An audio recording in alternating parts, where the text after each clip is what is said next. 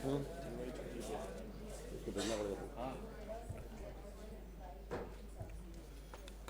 करें।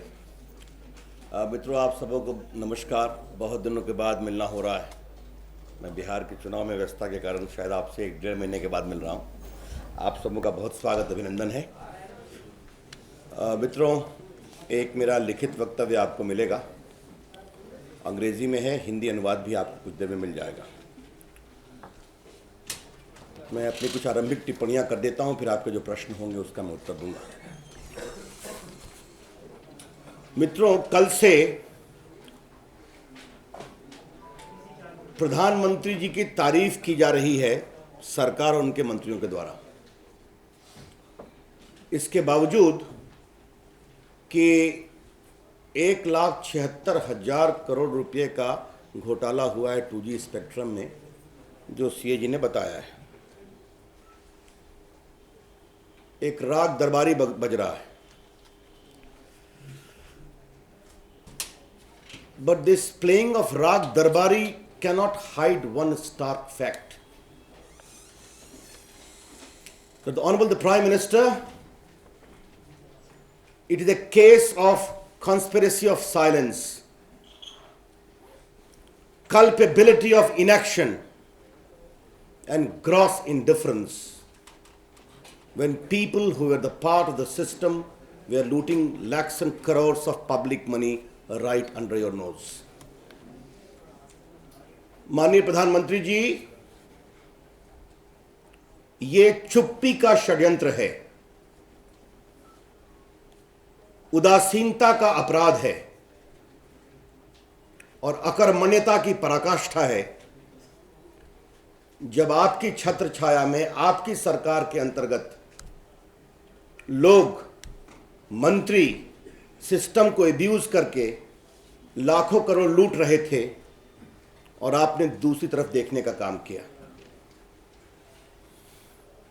देश इसके कारण जो भी उचित निष्कर्ष है वो निकालेगा।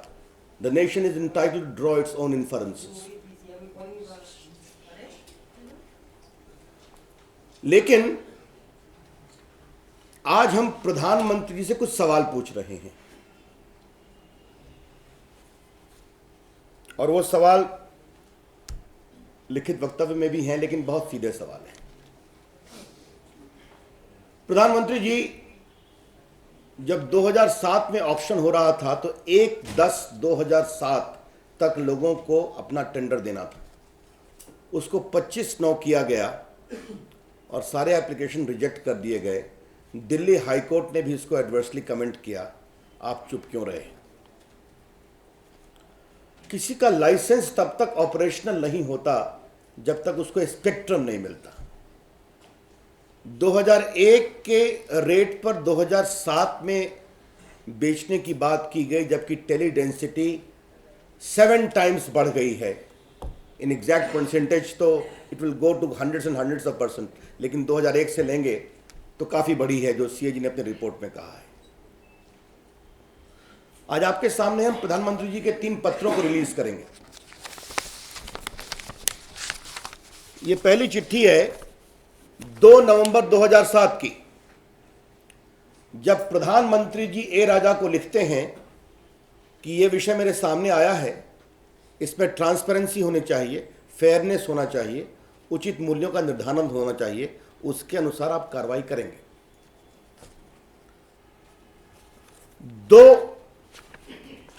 इसका जवाब, पहला जवाब 2 नवंबर को भी देते हैं राजा साहब, और दूसरा उत्तर 26 दिसंबर 2007 को देते हैं राजा प्रधानमंत्री को। इसके बारे में कुछ अखबारों में जिक्र आया है, लेकिन इसकी भाषा कैसी है, इसमें किस तरह की लॉबिंग की जा रही है, या स्वयं पढ़ के इसका निष्कर्ष निकालेंगे। मैं समय नहीं लूंगा, लेकिन इसके एक पैराग्राफ को मैं पढ़ना चाहता हूं जो काफी रोचक है। उस समय प्रणब मुखर्जी भारत के विदेश मंत्री थे और आज के अटॉर्नी जनरल उस समय सॉलिसिटर जनरल थे, गुलाम बहानवती।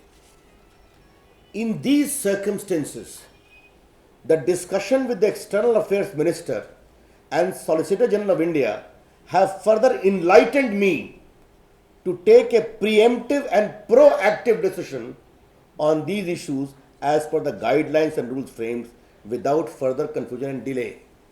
ये preemptive and proactive, ये दोनों शब्द बड़े भारी शब्द हैं। इसका उत्तर प्रधानमंत्री ने 3 जनवरी 2008 को दिया, इसकी कॉपी भी हम आपको आज देंगे, जिसमें वो कह रहे हैं, I have received your letter of 26 December 2007 regarding recent development in the telecom sector. मतलब राजा साहब आपको जो करना हो करिए।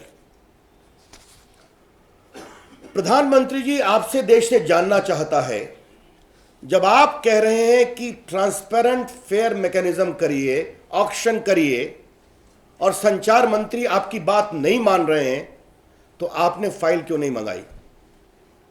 आपने फाइल पर अपना डिस्प्लेजर क्यों नहीं नोट किया? Honorable the Prime Minister, what happened between 2nd of November and 26th of December? I am very specific about these 2 dates. What happened between 2nd of November and 26th of December? When your direction is being flouted with impunity and you just write a simple letter. I am not going as to what Pranab Babu talked to Raja, what advice Solicitor General gave to him, but at the head of the government, it was expected from the Prime Minister to call for the file and satisfy himself. आपको मालूम है कि 3G spectrum का auction हुआ, 35,000 करोड़ रुपए का target था budget में। उसके खिलाफ भारत सरकार को 1 लाख करोड़ रुपए का रेवेन्यू मिला। Against the target of 35,000 crore, the government of India earned 1 lakh crore revenue through auction. ये पिछले साल हुआ, आपको मालूम है। प्रधानमंत्री जी, इसके बाद भी आपने कार्रवाई क्यों नहीं की और 2G स्पेक्ट्रम की पूरी फाइल को मंगाकर इस मामले को अपने से इंक्वायर क्यों नहीं किया और कार्रवाई क्यों नहीं की, जबकि आपके सामने एक बेंचमार्क था कि जब ऑक्शन होता है तो कैसे नतीजे आते हैं। मित्रों, हमने आपके सामने पहले चर्चा की है, लेकिन आज उसको दोबारा बताना इसलिए आवश्यक है कि 2-3 कंपनियां, स्वान टेलीकॉम, यूनिटेक, इन लोगों ने 1500 करोड़ 1600 करोड़ में लाइसेंस लिया और 1 हफ्ते के अंदर उनके लेटर ऑफ इंटेंट में स्पेक्ट्रम को बेचने की भी अनुमति दी गई। एंड ओवरनाइट फॉरेन कंपनी आ गई और 7,000 से 9,000 करोड़ में वो पूरा इक्विटी खरीदी गई। ये चर्चा आपसे हम कर चुके हैं। प्रधानमंत्री जी, आपसे मेरा चौथा सवाल ये है, 5वां सवाल ये है कि जब आपके सामने ये प्रमाण आ गया तब भी आप क्यों चुप रहे? आपने कार्रवाई क्यों नहीं की? Because it was a confirm evidence that the spectrum 2G was sold at a much laser price. आज जो CAG की रिपोर्ट है, इससे संबंधित तथ्य पिछले साल जुलाई में संसद में उठाए गए थे। आपको मालूम है, राज्यसभा की डिबेट शायद 23 जुलाई को हुई थी, 3 दिन, और लोकसभा में भी उसी आसपास 2-4 दिन डिबेट चली थी। ये सारे विषय संसद में उठाए गए थे। सुषमा जी बोली थी, अरुण जी बोले थे, सीताराम येचुरी बोले थे, मैंने पार्टिसिपेट किया था, बहुत एक्सटेंसिव डिबेट हुई थी। प्रधानमंत्री जी, ये सारे तथ्य आपके सामने थे, फिर भी आप क्यों खामोश रहे? CBI ने इस पूरे मामले की जांच अक्टूबर 2009 में शुरू की। आपको मालूम है कि शायद भारत सरकार के इतिहास में पहली बार हुआ कि भारत सरकार के एक विभाग में CBI ने रेड किया, संचार भवन में। मंत्री को हटाने की बात दूर, मंत्री का विभाग बदलने की तो बात दूर, मंत्री के तो इंट्रोगेशन की बात दूर, ना संचार सचिव को इंट्रोगेट किया गया, न स्पेक्ट्रम एलोकेशन के अथॉरिटी को इंट्रोगेट किया गया, जबकि CBI ने एक इंटरिम रिपोर्ट दी थी कि लगभग 22 से 25,000 करोड़ रुपए का घपला आया है इंटरिम रिपोर्ट में। And Mr. Prime Minister, please reply, why is it that in spite of the interim report of the CBI, you met the then Telecom Secretary, the CVC, almost forced him, though he had much to reply when the entire inquiry would go on. ये जो 6-7 सवाल मैंने पूछे हैं ये uncomfortable questions हैं। ऐसे प्रश्नों की संख्या बहुत ज़्यादा है, लेकिन प्रधानमंत्री जी, अगर आपका यह दावा है कि you are a man of integrity, you profess probity, then how do you remove these stains? इन धब्बों को प्रधानमंत्री जी आप कैसे हटाएंगे, ये तो आपसे देश अपेक्षा करेगा।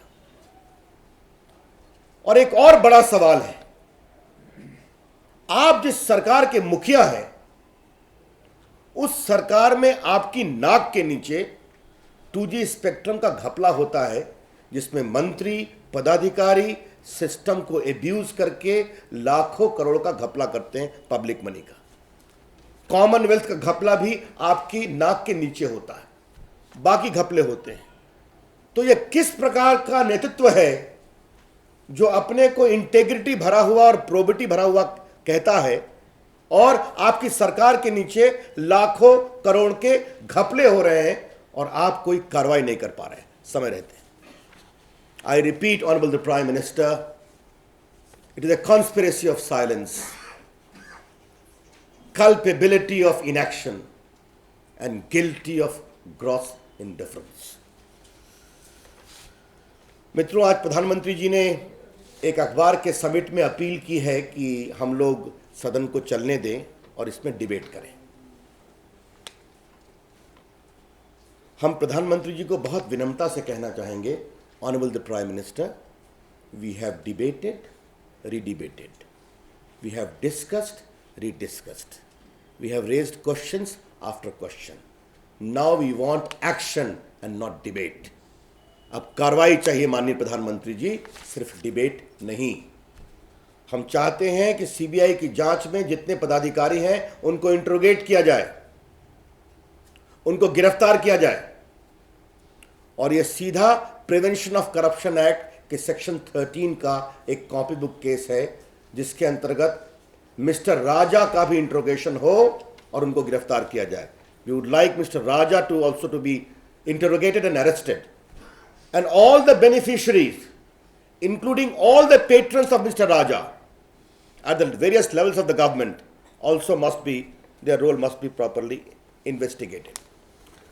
मित्रों, मैं आपको एक बात और बताना चाहूँगा कि कोई हफ्ता भर पहले आपको मालूम होगा प्रधानमंत्री जी ने सारे विपक्ष के नेताओं को लंच पे बुलाया, प्रणब बाबू ने बुलाया था, और जहां पूरे विपक्ष ने जेपीसी की मांग की थी, और उस मीटिंग में लोकसभा की नेत्री उपविपक्ष की माननीय सुषमा जी और राज्यसभा के विपक्ष के नेता माननीय अरुण जी उपस्थित थे, जहां सर्वानुमति से सबों ने मांग की थी कि जेपीसी होनी चाहिए।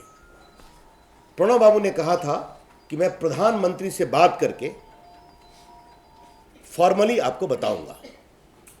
आज हम ये बताना चाहते हैं बीजेपी की ओर से कि अभी तक प्रणब मुखर्जी ने सरकार का औपचारिक रिप्लाई हमें नहीं बताया है। No formal communication about on the request of the JPC of the opposition has been conveyed by Mr Pranab Mukherjee to the opposition, the BJP, so that we can take a final view. तो प्रधानमंत्री ने appeal की बात की थी, तो आज के संदर्भ में वो भी कहना आवश्यक है।